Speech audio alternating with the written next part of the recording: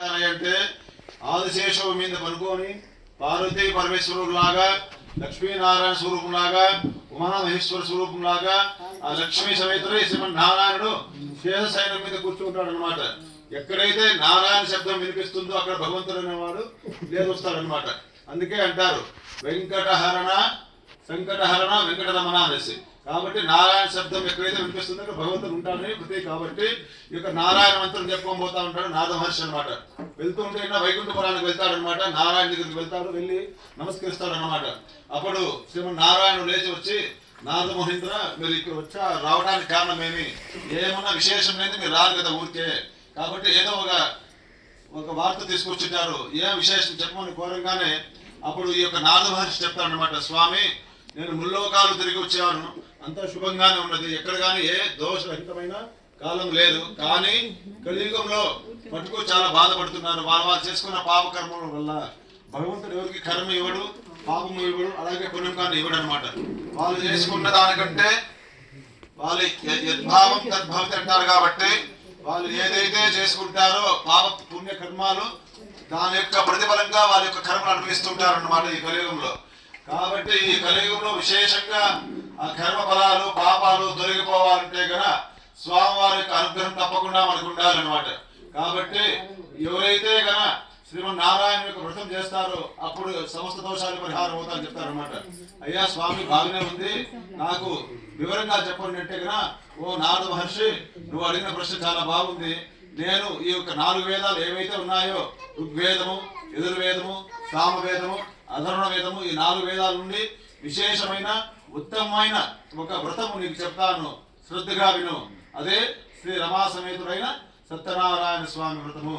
సత్యము అంటే నిజము, నిజంగా నారాయణుడు మనలో ఉండే యొక్క యోగము, అదే భగవత్ స్వరూపము.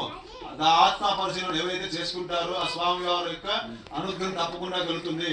భగవంతుడు ఇక్కడే ఉన్నాడు అని కాదు, ఇక్కడైనా మనసు ఒకటే, అమెరికాకు పోయినా భగవంతుడు ఒకటే, తిరుమలకు పోయినా కానీ భగవంతుడు ఒకటే.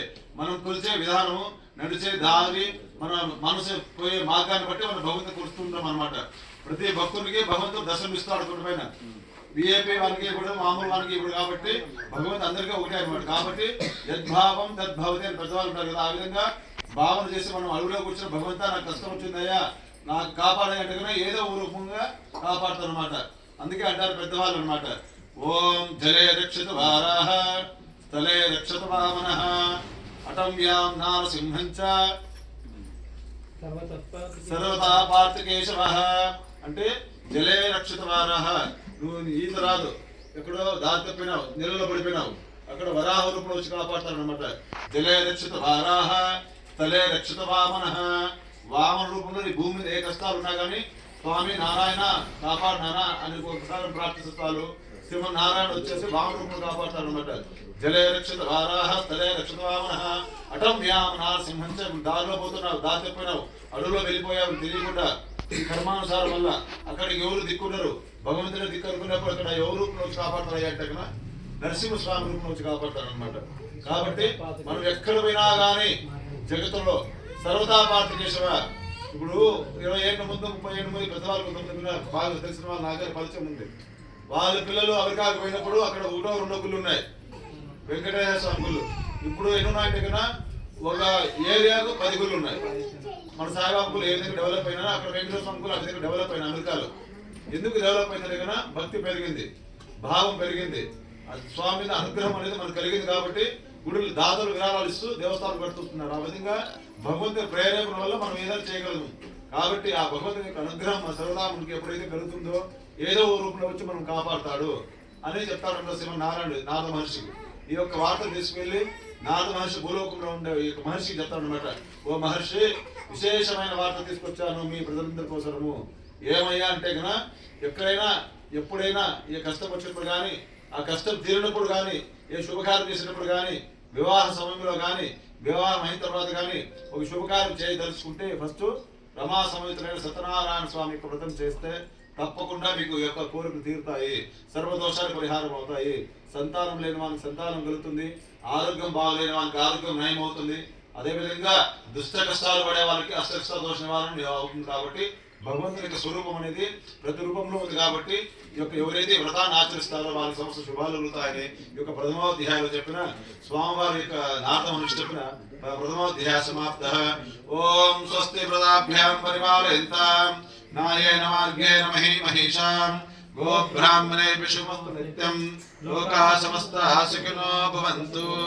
జయ లక్ష్మీ రమణ గోవింద ఆపద్బాంధవ గోవింద అనాథ రక్షక గోవింద ఏడుకొండలవాడ వెంకటరమణ గోవింద స్వామినః దశాంగనమకలో వేదం సుగంధసమనోవరం కపలాకృత సంయుక్తం ధూపోయం ప్రతిఉక్తాం ధూమాగ్రాపయామి. అందరూ దీపాన్ని నమస్కారం చేసుకోండి. దీపం దర్శయామి. టెంకాయ ఒకటి తీసుకోండి. ఒక్కొక్కరికి ఒక టెంకాయ కొట్టాలి. నారికేల ఫల నైవేద్యం సమర్పయామి. నారికేల ఫలతాంబూల నైవేద్యం సమర్పయామి. అపంచామృతాలు పట్టేది దాని పైన మూతలు పట్టుకోండి. పువ్వు తీసుకోవద్దు.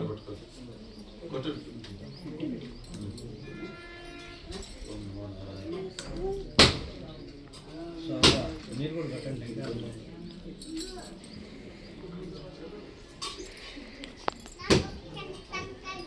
మళ్ళా